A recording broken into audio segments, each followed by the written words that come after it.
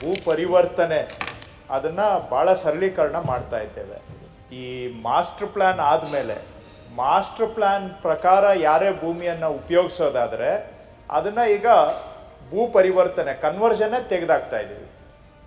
So conversion master plan ಪ್ರಕಾರ green ಬೆಲ್ಟಲ್ಲಿ green activities, yellow ಝೋನಲ್ಲಿ ಯೆಲ್ಲೋ ಆ್ಯಕ್ಟಿವಿಟೀಸು, ರೆಡ್ಡಲ್ಲಿ ರೆಡ್ ಆ್ಯಕ್ಟಿವಿಟೀಸು, ಈ ರೀತಿಯಾಗಿ ಏನು ಮಾಸ್ಟರ್ ಪ್ಲ್ಯಾನ್ ಆಗಿರುತ್ತೆ ಮಾಸ್ಟರ್ ಪ್ಲ್ಯಾನ್ ಪ್ರಕಾರ ಉಪಯೋಗಿಸೋ ಆಗಿದ್ರೆ ಅದಕ್ಕೆ ಕನ್ವರ್ಷನ್ನೇ ಬೇಕಾಗಿಲ್ಲ.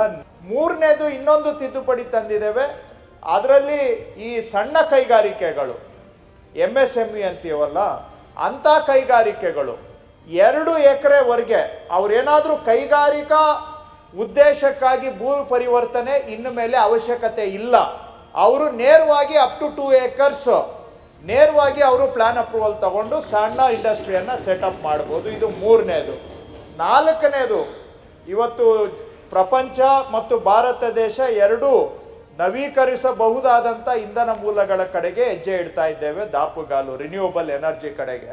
ಸೊ ರಾಜ್ಯದಲ್ಲಿ ಎಲ್ಲೂ ಕೂಡ ರಿನ್ಯೂವಬಲ್ ಎನರ್ಜಿ ಪ್ರಾಜೆಕ್ಟ್ಗೆ ಅದಕ್ಕೂ ಕೂಡ ಕನ್ವರ್ಷನ್ನು ಬೇಕಾಗಿಲ್ಲ. ಡೈರೆಕ್ಟಾಗಿ ಅವರು ಎನರ್ಜಿ ಡಿಪಾರ್ಟ್ಮೆಂಟಿಂದ ಸ್ಯಾಂಕ್ಷನ್ ತಗೊಂಡು ಅದನ್ನು ಇನ್ಸ್ಟಾಲೇಷನ್ಗೆ ಹೋಗೋ ಥರನೂ ಕೂಡ ಸಿಸ್ಟಮಲ್ಲೇ ಅವರಿಗೆ ಕನ್ವರ್ಷನ್ ಮಾಡಿಕೊಡೋ ಥರ ಆಟೋ ಕನ್ವರ್ಷನ್ ತೊಗೊಂಡು ಬರ್ತಾ ಇದ್ದೀವಿ.